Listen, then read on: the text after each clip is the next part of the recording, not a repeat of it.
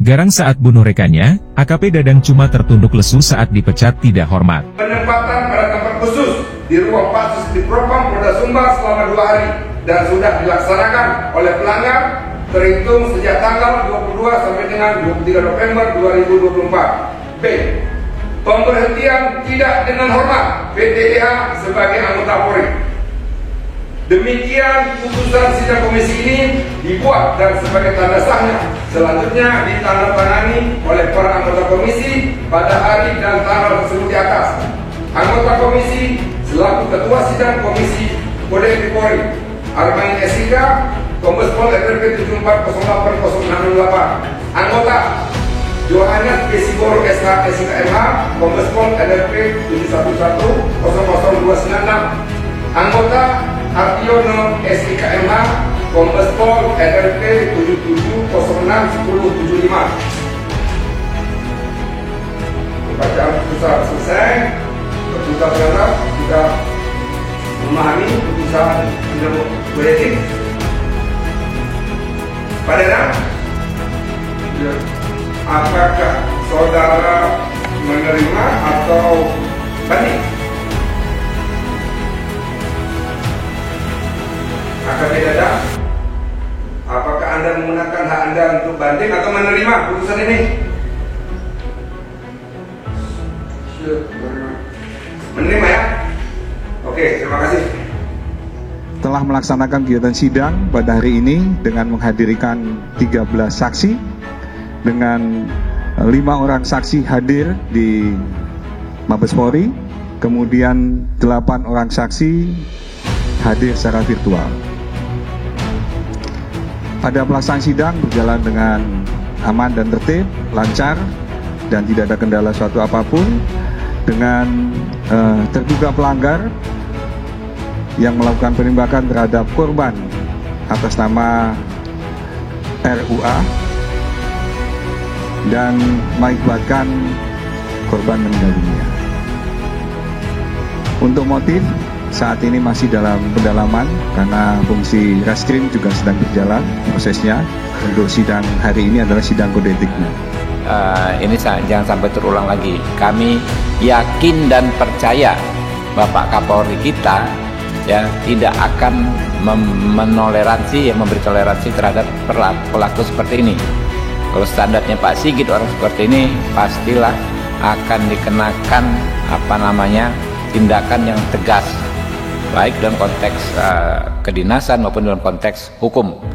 Jadi insya Allah masalah ini, fenomena oknum ini bisa selesai, tapi masalah latar belakangnya juga kami harapkan bisa segera selesai. Mantan Kabak Ops Polres Solok Selatan AKP Dadang Iskandar harus menelan pil pahit usai dirinya ditetapkan sebagai penembakan terhadap Kasat Reskrim Polres Solok Selatan Kompol Anumertarianto Ulil Ansyar, yang mengakibatkan korban meninggal dunia. Setelah ditetapkan sebagai tersangka, Dadang menjalani sidang Komisi Kode Etik Polri, KEP, yang menjatuhkan sanksi pemberhentian tidak dengan hormat, PTDH. Kadif Humas Polri Irjen Sandi Nugroho mengatakan, pihaknya menjatuhkan 2 sanksi kepada Dadang, karena telah menembak mati Kasat Reskrim Polres Solok Selatan. Komisi Kode Etik Polri memutuskan sidang KEP dengan sanksi etika yaitu perilaku pelanggar dinyatakan sebagai perbuatan tercela.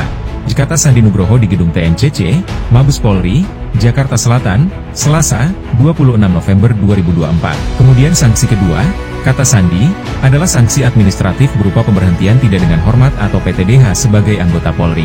Dadang pun menerima dan tidak mengajukan banding atas 2 sanksi yang diputuskan majelis sidang KEP itu. Berdasarkan hasil dokumentasi yang diterima MNC Portal, Dadang awalnya tampak dibawa ke ruang sidang dengan mengenakan seragam kepolisian, namun kedua tangannya terborgol. Saat sidang hendak dimulai, borgol itu pun dilepaskan, dan Dadang dipersilakan duduk lalu turut melepaskan topi kepolisian miliknya. Adapun sidang tersebut berlangsung selama 10 jam, terhitung sejak pukul 9 waktu Indonesia Barat. Setelah majelis sidang membacakan 2 putusan kepada Dadang, dan sidang dinyatakan selesai, dia pun langsung diperkenankan untuk memakai baju bertuliskan Patsus Div Propam Pilri. Terlihat, borgol yang menemani Dadang saat memasuki ruang sidang, kembali melingkar di pergelangan tangannya. Mantan Kabak Ops Polres Solok Selatan AKP Dadang Iskandar dijatuhi sanksi pemberhentian tidak dengan hormat, PTDH, sebagai anggota Polri dalam sidang kode etik di Mabes Polri, Jakarta Selatan, Selasa, 26 November 2024. Malam.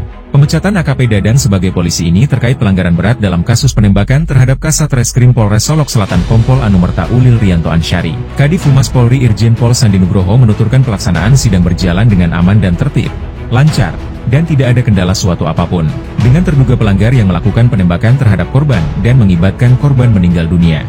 Untuk motif, saat ini masih dalam pendalaman karena fungsi reskrim juga sedang berjalan prosesnya. Untuk sidang hari ini adalah sidang kode etiknya, diucap Sandi kepada wartawan di lobi NTCC, Mabes Polri. Adapun pasal yang dipersangkakan adalah pasal 13 ayat 1 Peraturan Pemerintah Nomor 1 Tahun 2023 tentang pemberhentian anggota Polri.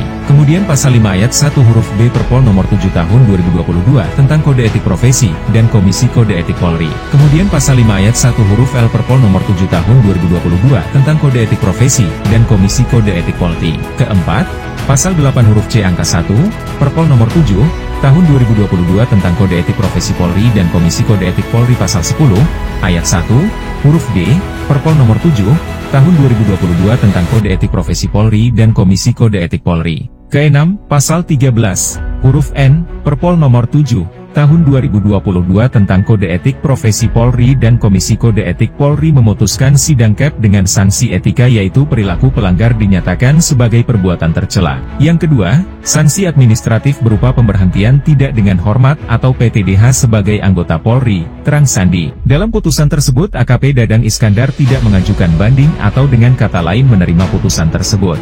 Kepolisian belum dapat menyampaikan apakah AKP Dadang Iskandar ke depan akan ditempatkan di Patsus Divpropam Polri atau di Bitpropam Polda Sumatera Barat. Namun, AKP Dadang Iskandar langsung dipakaikan rompi tahanan Patsus Divpropam Polri oleh anggota Polri berpangkat Ajun Komisaris Besar Polisi, AKBP. Polri memastikan langkah tegas terhadap AKP Dadang Iskandar, pelaku penembakan sesama polisi di Polres Sulsel. AKP Dadang dijatuhi sanksi berat berupa pemberhentian tidak dengan hormat, PTDH, dalam sidang kode etik pada Selasa 26 November 2024. Kadif Humas Polri, Irjen Pol Sandi Nugroho, menegaskan sidang kode etik ini adalah bukti komitmen Polri untuk menindak tegas anggotanya yang melanggar hukum tanpa pandang bulu. Sidang ini merupakan bentuk nyata komitmen pimpinan Polri siapapun yang terbukti bersalah, baik secara pidana maupun pelanggaran kode etik, akan diberikan sanksi tegas. Kita tidak ada toleransi terhadap perbuatan yang mencoreng institusi Polri, ujar Irjen Pol Sandi dalam keterangannya di Mabes Polri.